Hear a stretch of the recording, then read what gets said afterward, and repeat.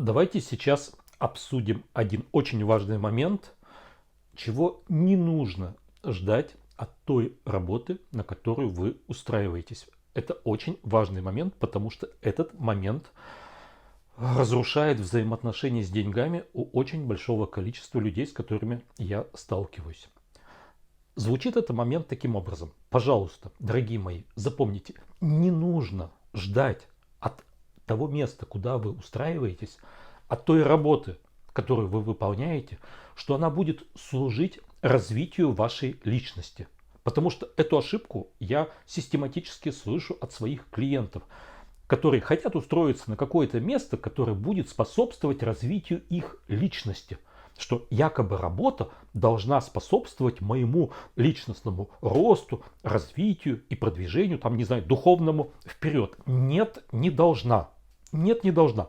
Может, но не должна. Это не является сущностной особенностью работы. Ну, это примерно как, должна ли работа способствовать физическому развитию, наращиванию мышечной массы, физической силы.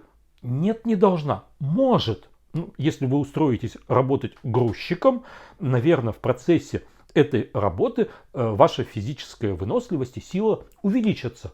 Но является ли сутью работы грузчика наращивание мышечной массы работников? Нет, не является. То есть точно так же и любая работа, на которую вы устраиваетесь, она не должна служить цели развития личности. Это очень важно, потому что очень многие люди отказываются от великолепной работы, великолепно оплачиваемой работы по одной простой причине. Они говорят, что это скучная, нудная, однообразная работа, которая не способствует развитию моей личности, и поэтому мне нужно уволиться с этой работы и перейти на какую-то другую, где происходит вот этот вот творческий рост там, и так далее и тому подобное, но за что не платят никаких больших денег.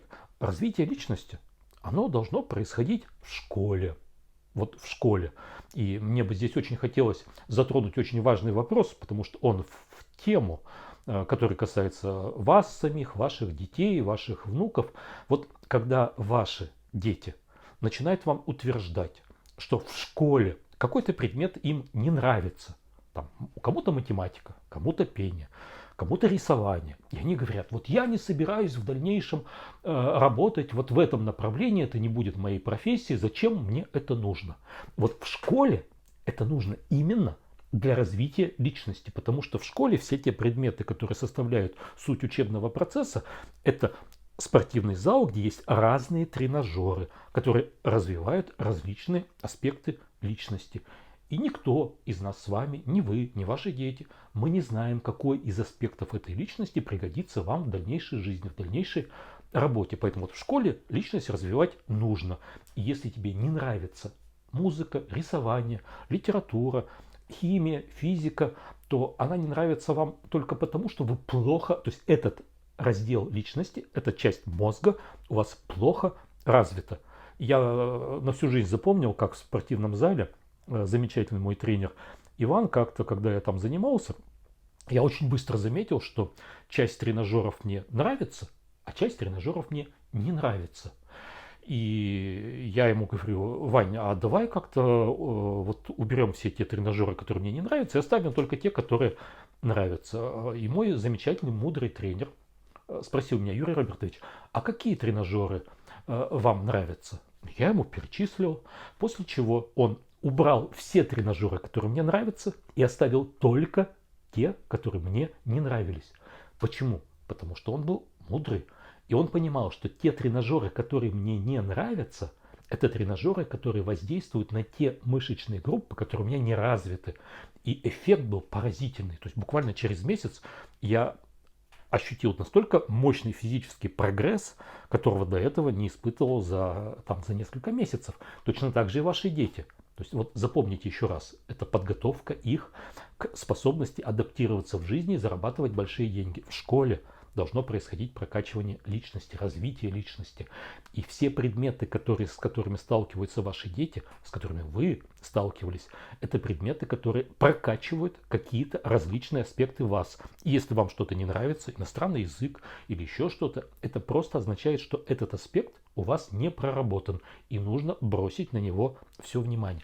А вот когда вы устраиваетесь на работу, Вы устраиваетесь туда для того, чтобы зарабатывать деньги. Мы об этом много еще будем говорить, но работа это то, что... То есть вы продаете свое время, вы продаете свои знания для того, чтобы зарабатывать деньги, на которые дальше вы можете спокойно развивать свою личность, заниматься там литературой, фотографией, спортом, путешествиями, чем угодно. На те деньги, которые вы зарабатываете. Ну, я думаю, что за примерами ведь далеко ходить не нужно. Возьмите огромное количество людей, которые в творческом плане, в плане развития личности, достигли таких вершин, до которых нам с вами еще расти и расти. Там, не знаю, там Цой, Бродский, да, огромное количество творчеств.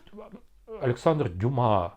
То есть это люди, которые зарабатывали деньги совершенно деятельностью, которая не имела отношения. Там Бродский, по-моему, работал на Арсенале, потом, по-моему, даже в морге какую-то часть своей жизни работал. Потом вообще где-то там в ссылке непонятно чем занимался, но явно не творческой деятельностью, направленной на саморазвитие. Это нисколько не помешало ему стать Бродским. Дюма работал, по-моему, клерком в какой-то обычной конторе и параллельно писал свои знаменитые романы. Цой работал кочегаром. И это совершенно не мешало ему писать свои замечательные песни. Поэтому давайте не будем путать работу и развитие личности. То есть вот эта попытка маниакальная, навязчивая попытка найти такую работу, которая позволит развивать тебе свою личность, и чтобы тебе еще за это и платили деньги, это классическая ошибка, которую совершает огромное количество людей, и, пожалуйста, постарайтесь ее избежать. И мне кажется, я постарался вам на пальцах объяснить, в чем опасность и почему это ошибочный путь.